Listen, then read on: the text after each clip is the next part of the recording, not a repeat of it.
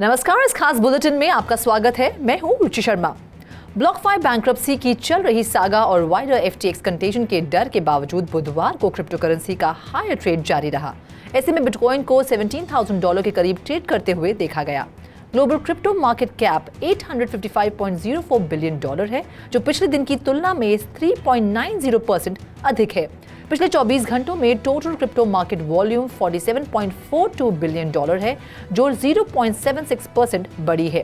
Bitcoin market cap द्वारा सबसे बड़ी क्रिप्टो करेंसी ने पिछले 24 घंटों में लगभग 4% बढ़कर $16,900 के आसपास ट्रेड किया, जबकि उसी समय के दौरान ईथर ने 8% की बढ़त के साथ $1,270 के आसपास ट्रेड किया। वहीं 3 वर्ष का IC15 इंडेक्स 4.88% बढ़कर 25,700 पॉइंट्स पर ट्रेड कर रहा है। ब्लॉकफाई की बैंक्रप्सी प्रोसीडिंग्स के लिए पहले दिन की सुनवाई के दौरान कंपनी ने खुलासा किया कि FTX और अल्मेडा रिसर्च पर $1 बिलियन से ज्यादा का बकाया है। अल्मेडा के लिए अब डिफॉल्ट किए गए लोन पर $671 मिलियन और कंपनी के क्रिप्टो एक्सचेंज पर फ्रीज किए हुए फंड में $355 मिलियन है।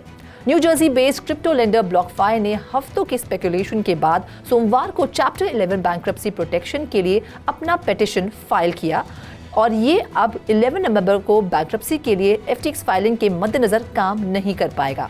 जुलाई में $400 मिलियन की लाइन ऑफ क्रेडिट रिसीव करने के बाद ब्लॉकफाई का FTX के लिए बहुत ज़्यादा एक्सपोजर था। कंपनी की लीगल टीम ने मंगलवार को कहा कि ये उसके शेयर होल्डर्स के 89% द्वारा अप्रूव किया गया था। मई में टेरा के एल्गोरिथमिक स्टेबल कॉइन टेरा USD के कोलैप्स से उथल-पुथल के वजह से ब्लॉकफाई को लाइफलाइन की जरूरत थी। X FTX CEO Sam Bankman-freed को टेक्सास के एक रेगुलेटर के दावों का जवाब देने के लिए 2 फरवरी को सुनवाई के लिए बुलाया गया है कि FTX US ने अपनी यील्ड बियरिंग सर्विस के माध्यम से अनरजिस्टर्ड सिक्योरिटीज प्रोडक्ट्स की पेशकश की है।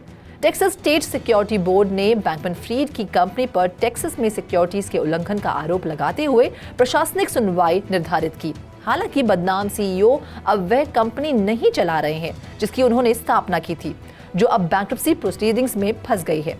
बोर्ड, जिसने बहामास में बैंकमैन-फ्रीड के एड्रेस पर एक रजिस्टर्ड लेटर भेजा जिसमें उन्हें सुनवाई की सूचना दी और साथ ही सुझाव दिया कि जूम पर कार्रवाई की जा सकती है।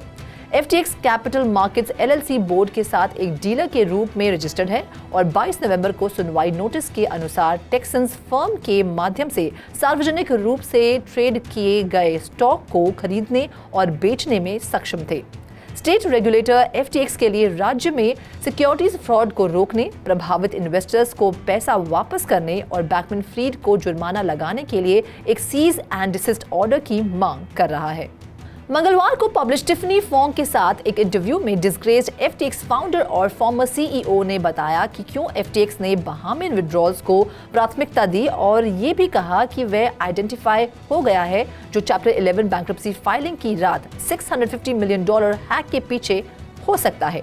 SBF ने कहा कि मैं 8 लोगों पर आकर रुका हूँ और मुझे नहीं पता कि वो कौन है। इस जवाब के साथ ये सुझाव देते हुए कि ये या तो एक पूर्व FTX कर्मचारी था या कोई व्यक्ति जिसने पूर्व कर्मचारी के कंप्यूटर पर मैलवेयर इंस्टॉल किया था। बैंकमैन-फ्रीड ने फैंग को बताया कि उनके एक्सचेंज के टोकन FTT के कोलैप्स का कारण पैसों की कमी की वजह से था और न कि किसी मार्जिन कॉल की वजह से, बल्कि बड़े पैमाने पर डर की वजह से हो रही सेल ऑफ के कारण। इंटरव्यू में SBF ने इन आरोपों का भी खंडन किया कि उन्होंने सहयोगी कंपनी अल्मेडा रिसर्च को $10 बिलियन मूल्य के फंड्स निकालने के लिए FTX के सिस्टम में बैकडोर बनाया था। कॉइनबेस ने अपने वॉलेट ऐप से कई बड़ी क्रिप्टो करेंसीज को डीलिस्ट किया है, जिसमें रिपल का XRP भी शामिल है, जो मार्केट कैप के हिसाब से 7वीं सबसे बड़ी डिजिटल एसेट है। मंगलवार की घोषणा में अमेरिका के सबसे बड़े एक्सचेंज ने कहा कि 23 जनवरी से वे कॉइनबेस वॉलेट पर bitcoin cash, Ethereum classic, ripple और स्टेलर का समर्थन नहीं करेगा। कॉइनबेस ने कहा कि ये कदम प्लेटफॉर्म पर एसेट के कम इस्तेमाल के कारण था। कॉइनबेस वॉलेट एक सेल्फ कस्टडी मोबाइल ऐप है जो मेटामास्क जैसे दूसरे सॉफ्टवेयर वॉलेट के समान है, हालांकि क्रिप्टो एसेट के लिए व्यापक समर्थन के साथ। कॉइनबेस की मंगलवार की घोषणा का मतलब है कि अगले साल से उपयोगकर्ता इस ऐप के माध्यम से एसेट्स बाय, सेल, सेंड और रिसीव करने में सक्षम नहीं होंगे। हालांकि उपयोगकर्ता अभी भी इसके एक्सचेंज के माध्यम से कॉइन्स और टोकन्स का इस्तेमाल करने में सक्षम होंगे। कॉइनबेस ने कहा कि अपने वॉलेट प्रोडक्ट से एसेट को हटाने के बावजूद उपयोगकर्ता रिकवरी फेज के माध्यम से उन्हें रिकवर करने में सक्षम होंगे। वेब 2 एक्सपीरियंस और एक्सेसिबल वेब 3 इन गेम एलिमेंट्स को ब्रिज के उद्देश्य से एक नया गेम स्टूडियो रोबोटो गेम्स ने जाने माने वेंचर कैपिटल फर्म एंडरसन हॉरोविट्ज के लीड में सीरीज ए फंडिंग राउंड में $15 मिलियन जुटाए हैं, जिसमें मई में $600 मिलियन की कमिटमेंट के साथ अपना पहला गेम फोकस फंड लॉन्च किया था। राउंड से पता चलता है कि ग्लोबल बेयर मार्केट और क्रिप्टो एक्सचेंज FTX के हालिया इम्प्लोजन और इसके लगातार परिणाम के बावजूद क्रिप्टो सेक्टर में फंडिंग जारी है। रोबोटो गेम्स फाउंडर कर्ट बेरेटन और मिटिल्डे पिग्नॉल के एक इंटरव्यू में बताया कि फंडिंग कंपनी के दूसरे गेम के निर्माण और आर्टिस्ट और मार्केटर्स सहित अलग अलग प्रकार की भूमिकाओं को काम पर रखने की ओर जाएगी।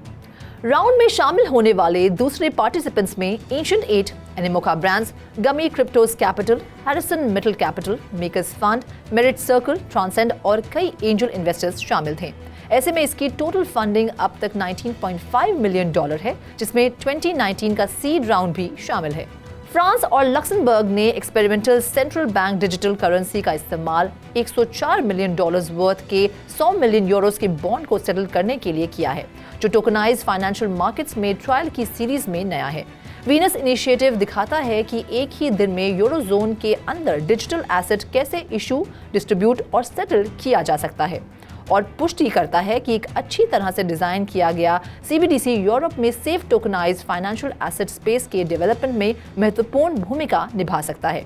French central bank de France में फाइनेंशियल स्टेबिलिटी और ऑपरेशंस के जनरल डायरेक्टर नैटली ने एक बयान में कहा, इस पहल में गोल्डमैन सैक्स, सैंटेंडर और सोसाइटी जनरल के साथ साथ publicly funded European investment bank भी शामिल थे। डिसेंट्रलाइज्ड फाइनेंस में लिक्विडिटी मैनेज करने और क्रॉस बॉर्डर ट्रांजैक्शंस को सेटल करने के लिए फ्रेंच सेंट्रल बैंक द्वारा CBDC टेस्ट की सीरीज में ट्रायल नया है। यूरोपियन यूनियन ने हाल ही में ब्लॉकचेन बेस्ड सिक्योरिटीज ट्रेडिंग को टेस्ट करने के लिए कानून बनाया है।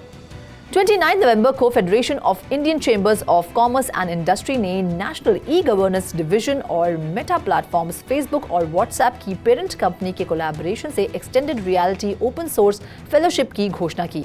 लैटर अब डेवलपर्स से एप्लीकेशंस एक्सेप्ट कर रहे हैं, जो लगभग 100 डेवलपर्स के लिए $1 मिलियन स्टाइपेंड प्रदान करेगा।